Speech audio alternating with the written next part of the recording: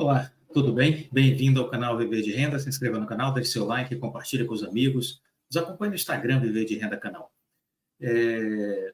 Começar esse vídeo comentando ainda o que nós assistimos no ano passado e, sobretudo, de 2022 para cá, quando houve o período de alta da Selic.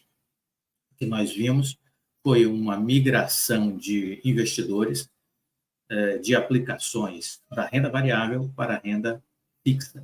Isso está muito nítido, está muito consolidado nas informações que nós já compartilhamos em alguns vídeos esse ano e que aqui hoje vamos também mostrar para vocês. Então, vejam, começo com essa notícia divulgada pela Ambima, que é justamente a Associação Brasileira de Entidades dos Mercados Financeiros e de Capitais, onde eles disseram que o ano de 2023 foi o pior da série histórica iniciada em 2006 para os fundos multimercado, em se tratando do saldo entre resgates e aportes. Segundo a Ambima, os fundos multimercados tiveram saques da ordem de 130 bilhões de reais. Então, está aí, saída de dinheiro dos fundos multimercados em 2023, 130 bilhões de reais. Um recorde da série histórica. Isso aconteceu somente com os fundos multimercados, Clóvis? Não, aconteceu com a indústria de fundos em geral, né? Então, se você for olhar, isso aconteceu também em outros segmentos. Se você for dar um recorte nos fundos de investimentos, o que é que nós vamos ver? A gente vai ver o seguinte, que as retiradas em fundos de investimentos atingiram 127,86 bilhões de reais, 127,86 bilhões de reais. Um volume notável de saques marcou o cenário dos fundos de investimentos. Segundo a Associação Brasileira de Entidades de Mercado Financeiro e de Capitais, os resgates atingiram 127,86 bilhões de reais até 29 de dezembro, representando a segunda maior retirada desde o início da série histórica em 2002. Veja que este valor só perdeu para o saque que aconteceu em 2022, que foi um ano antes, da ordem de 129 bilhões, 129,21 bilhões em saques. Então, 129,1 bilhões em 2022, maior da série histórica, e em 2023, mais 127,86 bilhões deixaram os fundos de investimentos. 2 anos consecutivos. Já os fundos multimercados sofreram a maior perda, com retiradas de 134,32 bilhões de reais em 2023. 134,32 bilhões o saque nos fundos multimercados somente em 2023. Né? E se você somar aí 2022 com 2023 os fundos de investimentos, estamos falando aí em 258 bilhões, né? 258 bilhões, 258 bilhões em saques, né? 258 bilhões em saques em 2 anos. Então, dinheiro saindo dos fundos de investimentos, dinheiro saindo dos fundos multimercados, né? Os outros fundos, também como fundos de ações e fundos de renda fixa, também tiveram saídas consideráveis em 2023. Fundos de renda fixa tiveram aí 59,8 bilhões em saques, fundos de ações tivemos aí 17 bilhões em saques. Então, tudo isso mostrou, né, uma migração dos investidores para a renda fixa a pretexto de buscar maior segurança. Então, saída de investimentos em renda saída de investimentos, buscando a renda fixa, onde pretensamente, supostamente, existe maior segurança, né? Houve aí muita impaciência dos mercados, houve muitos medos nos mercados, houve muito falatório nas redes sociais, as pessoas acreditaram e aí deixaram a bolsa e perderam uma alta de mais de 22% no ano passado, sobretudo quando a gente olha novembro e dezembro, a bolsa saiu de 112.800 pontos, foi para 134 mil pontos, e pegou essa onda, conseguiu, né, multiplicar o seu capital. Obviamente, se fez escolhas erradas no início do ano, no primeiro semestre, até outubro, estava acumulando perdas, né? Então, o que a gente quer comentar sobre isso? Primeiro, é preciso dar atenção e importância ao ponto de entrada e o ponto de saída, né? Isso é muito importante, ponto de entrada e ponto de saída. Não é só comprar um ativo, é observar onde você está comprando e onde você está vendendo. Essa mobilidade é importante. Para isso, você precisa ter um conhecimento. Para isso, você tem que ter equilíbrio emocional. Para isso, você tem que ter uma estratégia que efetivamente possa funcionar, né? Em paralelo a isso que nós estamos citando, o que aconteceu com a renda fixa? A renda fixa cresceu absurdamente. Aqui o dado da B3, né? Número de investidores da B3 em renda fixa, né, cresceu 34%, né? 34%. E aí veja que coisa interessante. O volume de recursos em renda fixa bateu 2,2 trilhões de reais. 2,2 trilhões de reais. Então, isso foi exatamente a taxa Selic, nos maiores patamares, nos últimos 12 meses, fez aumentar o volume investido em produtos da renda fixa, os bancos ganhando muito dinheiro, agradecendo a escolha generosa dos investidores em preferir a renda fixa, os bancos ganham muito com isso, e chegaram aí a 2,2 trilhões em aplicações. Não é? Muito bem. Os bancos agradecem. Aliás, você viu a valorização do Itaú no final do ano para o início de janeiro? Maravilhoso, hein? Foi um foguete o Itaú. Muito bom, né? Uma reflexão. Toda vez que você tem fortes altas na bolsa, o que fazer? O que fazer depois que você tem fortes movimentos de alta na bolsa? Essa é uma pergunta importante, viu? Essa é uma pergunta que nos leva a uma boa reflexão. Por quê?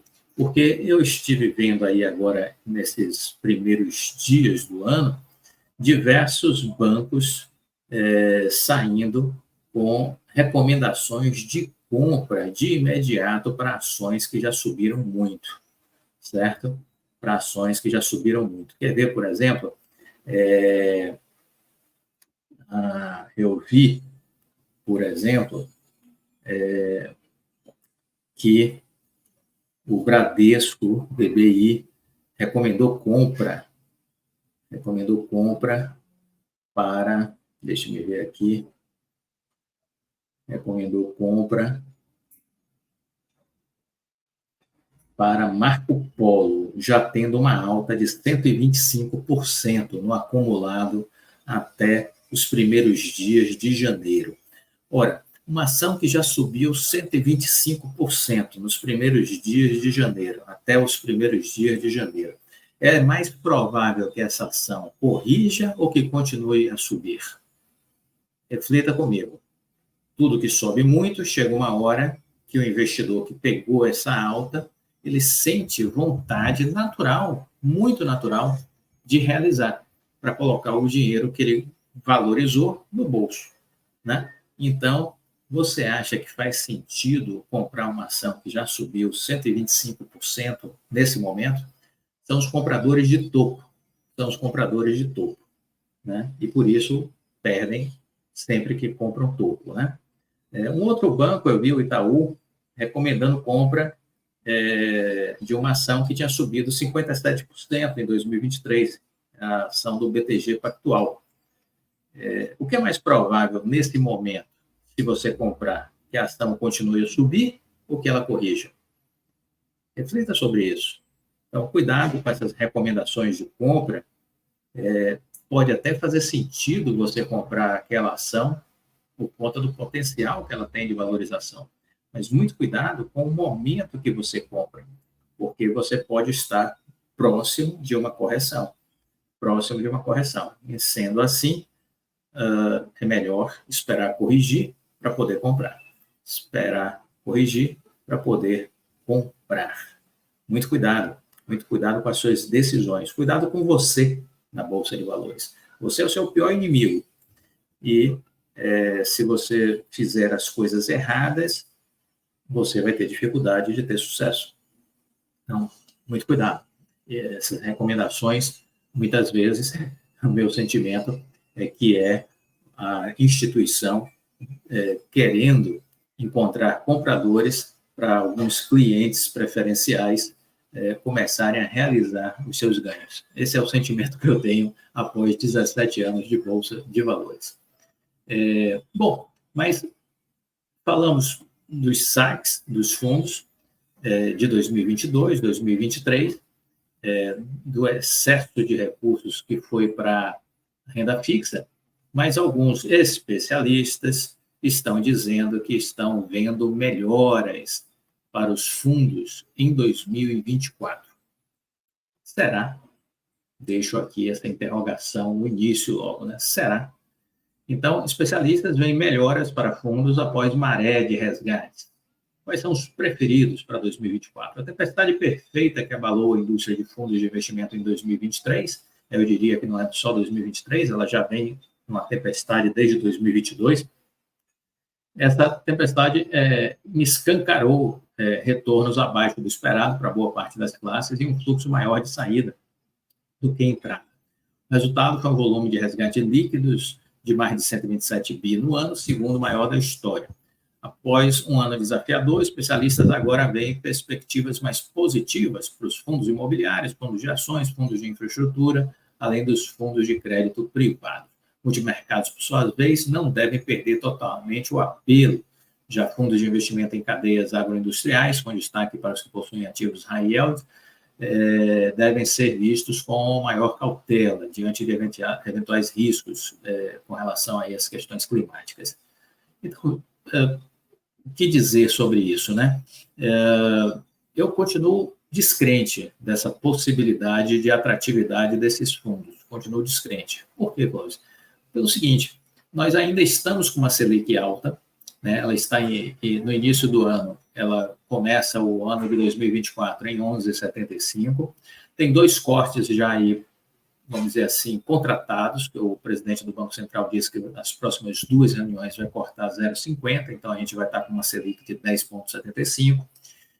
Mas ainda assim alto o ganho para projeção de renda fixa, né? Então, veja bem, enquanto essa Selic, ao meu ver, estiver acima de 8%, eu vejo ainda como muito atrativo a renda fixa para quem tem perfil conservador, entendeu? Então, eu não vejo essa migração ela acontecer antes de começar a ir para baixo dos 10. Abaixo dos 10, eu vejo que vai começar a haver um movimento, né, de retorno, tímido ainda, que vai se acentuar quando estivermos nos aproximando dos 8 e, quem sabe, aí buscando, em 2025, trabalhar abaixo dos 8. Eu acredito na Selic no final desse ano em 8%. Os hards do Boletim Focus falam em 9%, mas eu prefiro crer que nós estaremos trabalhando com 8%. Vamos estar aí provavelmente com uma inflação em 3,9% no máximo, o que nos daria aí um juros real, considerando 8% de Selic, teremos um juro real de 4,1%, que ainda nos colocaria provavelmente entre os maiores do mundo em juro real, né? Nos colocaria mais ou menos nessa condição ainda. Se não o primeiro, o segundo, nós éramos até recentemente o primeiro, passamos o bastão para o México e ficamos em segundo, com o segundo maior juros real do mundo, né? Então, eu acho que isso não vai se alterar muito este ano, né? Então, fiquemos atentos, né? Mas a minha visão é de que a gente vai ter aí uma guinada maior dos institucionais para renda variável, né? Quando a gente estiver realmente em 2025. Dito isso, eu quero reafirmar que a Bolsa está na mão dos estrangeiros, os estrangeiros vão fazer o que quiserem esse ano na Bolsa, como fizeram em 2023, mas isso não é ruim se você souber acompanhá-los, se você perceber o que eles estão fazendo. Se você pegar o barco do estrangeiro, você vai ganhar dinheiro, se você não pegar o barco, você vai perder.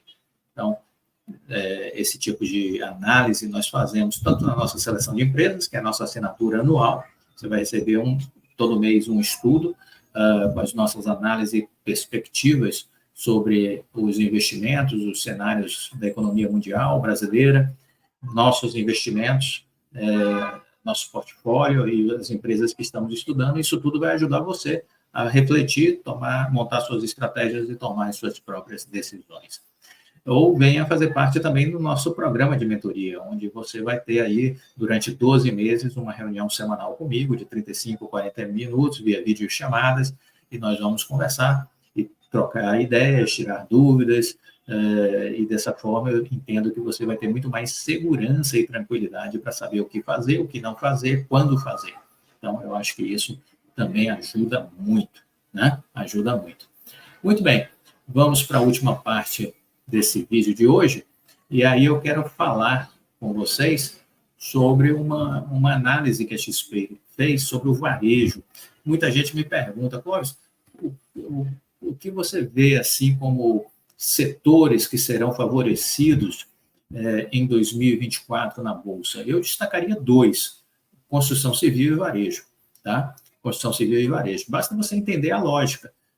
A partir do momento que você reduz os juros, você favorece o crédito, você reduz os juros, favorece o consumo, então você vai ter aí ganhos, obviamente, relacionados à queda da Selic, quando você olhar para a construção civil e olhar para o varejo.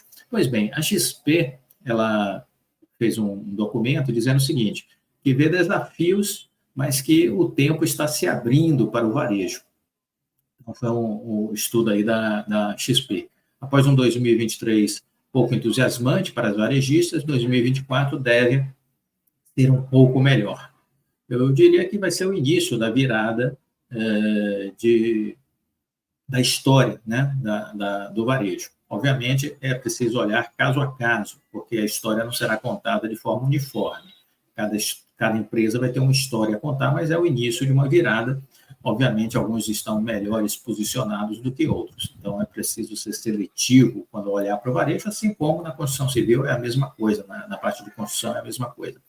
Então, a XP diz que ainda não vê um céu azul para o setor, mas vê ao menos o tempo se abrindo parcialmente, né? O último ano, apesar do Brasil ter trazido uma surpresa positiva no seu produto interno bruto, o varejo não teve um resultado positivo, né? A primeira explicação apontada para isso está no fato de que a economia brasileira foi puxada pelo agronegócio. O PIB agrícola se destaca como o maior impulsionador do sólido crescimento do Brasil, com aumento de 18% ao ano nos 9 primeiros meses, impulsionado pela forte safra de soja. Alguns indicadores apontam aí para uma retração em diversos plantios esse ano por conta dos efeitos climáticos de 2023. Por exemplo, em Tocantins se fala numa redução na safra de soja em torno aí de 20%, né? Regiões de cultivo do Rio Grande do Sul foram fortemente atingidas pelo excesso de chuvas, né? Ciclones, inundações. Então, isso tudo vai estar dando vamos dizer assim, uma queda de produção para o agronegócio, imagino eu, agora em 23. Por outro lado, eu quero aqui também comentar que a gente deve ter um crescimento maior por conta do turismo, por conta do comércio e por conta dos serviços. Só para vocês terem uma ideia, a temporada de verão em Salvador, a perspectiva de um crescimento de pelo menos 22% comparado ao ano anterior, não é nada mal. Será que isso não vai estar acontecendo também em Maceió? Será que isso não vai estar acontecendo em Recife, em Fortaleza, nas cidades turísticas do Nordeste, nas cidades de praia do Sul, né? Então, reflitam. Eu acho que a gente vai ter aí uma movimentação maior na parte aí de consumo, na parte de serviços, né? Em geral, né? Eu acho que a gente vai ter aí uma compensação, talvez, para uma retração do agronegócio. Vamos acompanhar, sobretudo, aí o PIB do primeiro trimestre. Estou vendo muitas aves de agouro dizendo que vai ser ruim o primeiro tri. Eu acho que vai vir bom o primeiro trimestre deste ano, o PIB, né? Muito bem. O mercado de apostas prejudicando varejistas, foi um comentário da matéria, né? Eles comentaram aqui que diversas casas de apostas online para XP impactaram negativamente a renda das famílias mais pobres. É um tópico que tem sido cada vez mais mencionado por empresas e investidores, com possível desafio à renda disponível. Uma pesquisa realizada pela Futuros Possíveis, envolvendo aproximadamente 1.600 participantes no país. 36% dos entrevistados estão realizando apostas online, desde 78% se envolvem em apostas, de maneira frequente ou ocasional. Isso é muito forte na região nordeste do Brasil. 80% dos apostadores afirmam gastar R$100 por aposta, e a maioria dos usuários de baixa renda limita seus gastos a menos de 50 por aposta, e isso pode impactar a qualidade de vida das pessoas, o consumo, né, a renda e tudo mais. Então, é preciso estar atento a isso, né? As pessoas querem mudar a vida rapidamente e pensam que por jogos vão conseguir fazer isso. Então, esse comportamento adquire relevância adicional quando a gente olha os gastos das classes de baixa renda, né? 22% do orçamento das famílias mensalmente destinado a despesas discricionárias, o que representa cerca de 286 por mês, né? Assim, ao analisar estimativas citadas, especialidades que as apostas esportivas online, com um gasto médio de R$58, representam cerca de 20% do orçamento discricionário dessas famílias. Então, isso é um fator preocupante. Com relação agora, voltando à questão do varejo em si, né? E a economia brasileira, a equipe da XP fez uma projeção de inflação no Brasil na casa aí de 3,7%, 3,7%, a inflação no final deste ano. E das 21 varejistas, a XP monitora e tem recomendação de compra para 11. Quais são elas? Arezzo, Soma, Lojas Renner, SBF, Vulcabras, Pets, Vivara, Natura, Açaí, Grupo Mateus, Smartfit, Pague Menos e Panvel. São as empresas escolhidas pela XP, certo? Magalu está em posição neutra, não tem recomendação de compra, e outras têm até posição de venda, como é o caso de Natura, né? Como é o caso de Vivara.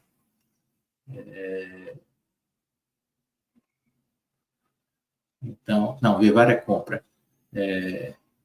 Natura também. Natura é compra, Vivara é compra, mas tem posições neutras, a Enjoei, Magazine Luiza, Casas Bahia, Alpargatas, C&A, Guararapes, Treckfield, são algumas posições neutras.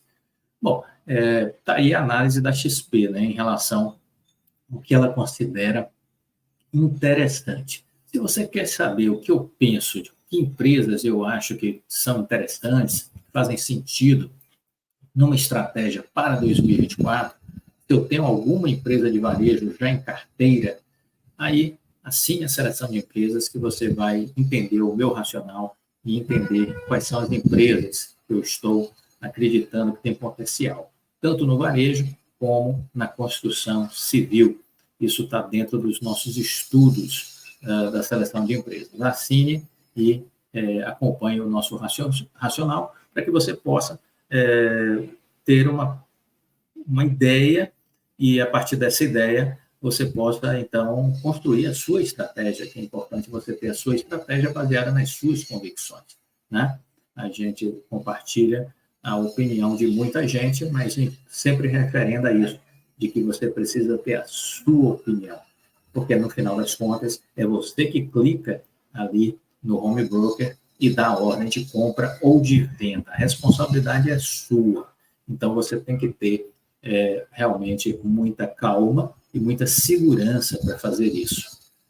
Calma é a qualidade mais importante para você atuar no mercado de ações. É preciso calma, é preciso resiliência, sobretudo em momentos de pânico, sobretudo em momentos de queda, você precisa ter calma, né? Eu quero compartilhar esse estudo que eu estava fazendo outro dia, porque eu acho que ele é interessante para que você possa entender a importância de saber ter paciência, de saber ter calma.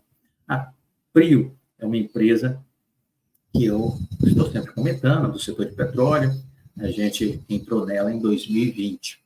Mas veja, a Prio, ela, antes de ser um sucesso, ela já foi uma história de fracasso.